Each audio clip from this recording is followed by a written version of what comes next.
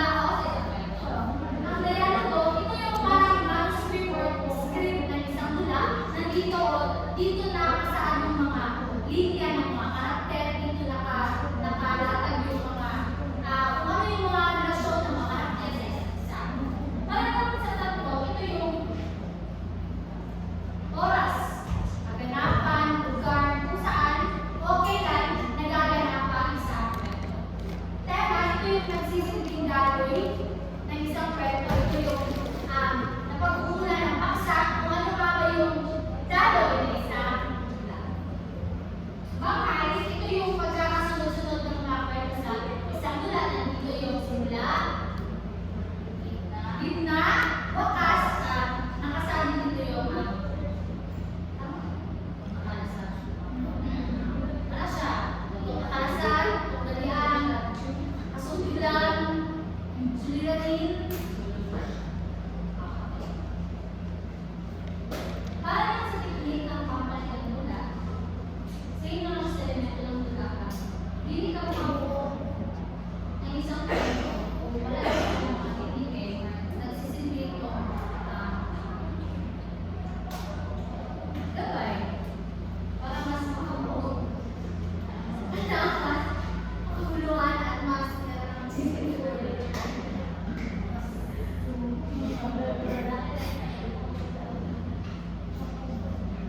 monologo. Ang dialogo, ito yung script ng isang tula. Dito nakasaad ng ano yung mga relasyon ng mga karakter sa isa't isa. Ang monologo, ito yung mahabang talumpati na nasasabi ng mga karakter sa isang tula. Dito nakapanood mo yung mga naglabi nila, mga saloobin, mga dala nila ma-express sila mga saloobin, mga naglabi ng isa, mga karakter. Ang pagsususpense, ito yung dito nakasaad yung mga crazy actions na doon. Dirimang gawas or ano siya teknika.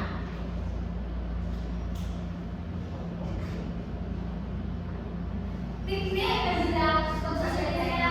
Dirima, murag ma-express sa mga tauhan ang kanilang ano siya, monologo, ma-express nila yung mga damdamin. Murag pagsasuspense nila, dirima ka, intense na kayo sa mga pwede siya misteryo, trahedya, example. Sa ironia, ito yung teknik ng pampalit ng plana. Ano siya? Reality versus expectation.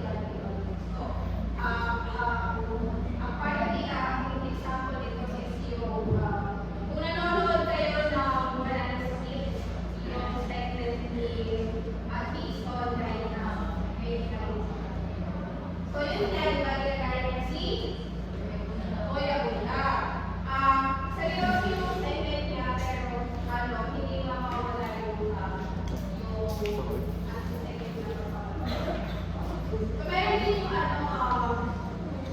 meron din yung sa commercial, another example, sa commercial na Manila. Di ba meron iba-ibang version ng commercial na Manila, which is yung may nilalala, yung bibili ng biscuits, di ba? Marami siyang version doon, di ba? So, yun din yung sa example na part. Next is alcohol, pagpaglit sa iba pang resto, tao, o pangyayari sa loob ng isang resto.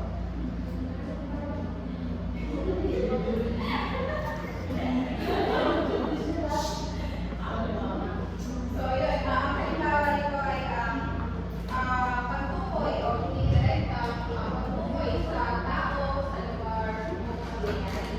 Halimbawa nito ay ang Mount Apo, ang pinakamataas na bundok sa Pilipinas. At ito ay inihahalintulad sa Mount Everest. Sunod ay quotation, paggamit ng isang mga salita mula sa ibang teksto. For example, ito yung sa mga debate. Yung paggamit nila ng isang quote, example ito is yung dahil secretary na sila katatagayan na ang kataan ay magbukasan ng bayan. Diba? Hindi naman tayo magtatagay wala sa isang quotation, isang quote na walang kasihan.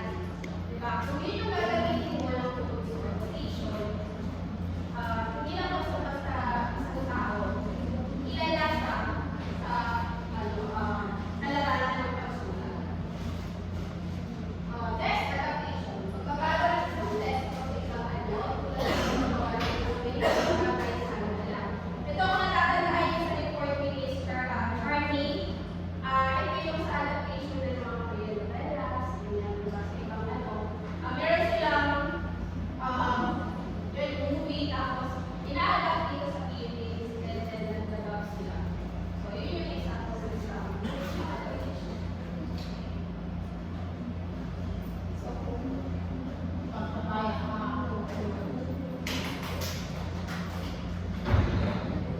at sa huli ay lagi natin matandaan ang mula ay isang akto ng pamalitika dahil ito ay isang ng masining na kung saan ay pinapakita o pinapakaya dito ang patutunganan na nangyayari sa isang ngayon ay pagtataya. Nagako na tayo sa pagtataya. Okay, number one. Number one. Sangkapat. Sangkapat. Kapat. Kapat.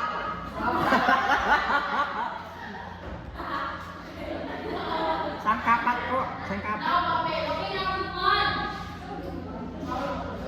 Technique ng mula na naipapahayag ang mga karakter, ang kanilang damdamin at salubyo. Technique ng mula na naipapahayag ang mga karakter, ang kanilang damdamin at salubyo. Okay? Pangalawa, ito ay elemento ng mula na nagsisilbing bumubuo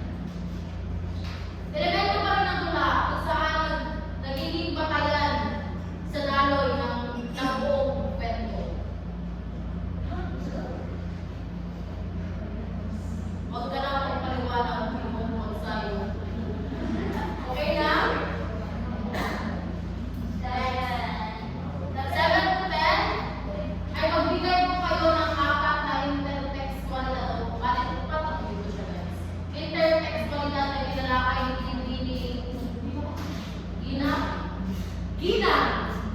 O Manila. Gina. Intertext ko na sa lang o Manila. Napakadali lang po ng aming pinalakay ngayon sa umaga ito. At sana ay wala kayo sa umaga sa hapon ito. Okay, dalawang message. Ang mga huli, meron pa syempre. Naghanda kami ng isang essay. Hindi maaari mag-multiple choice lang tayo. Ano nga ang kahalagahan ng mga elemento na paliwanag? Sinasalita ng sentence lang po.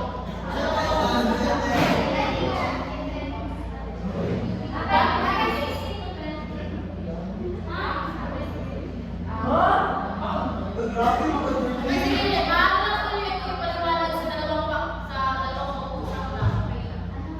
Ano ang kahalagahan ng elemento ng tula? Ano ang mga kahalagahan ng mga elemento ng tula? Anong importante siya?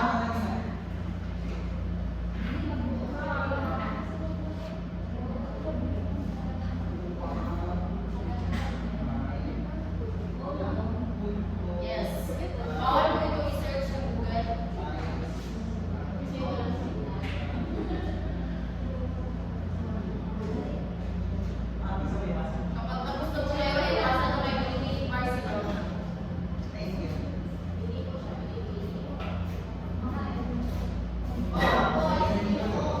Tara, medyo mag-general na wala ng mga elemento sa sila. Ang importante siya.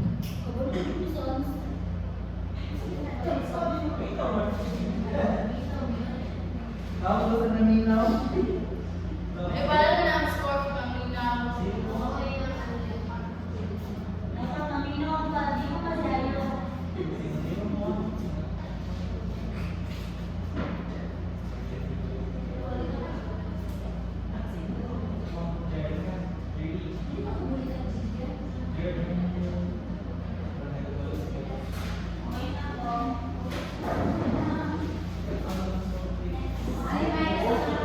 At yun lamang po, ipasa na kayo. Maraming salamat.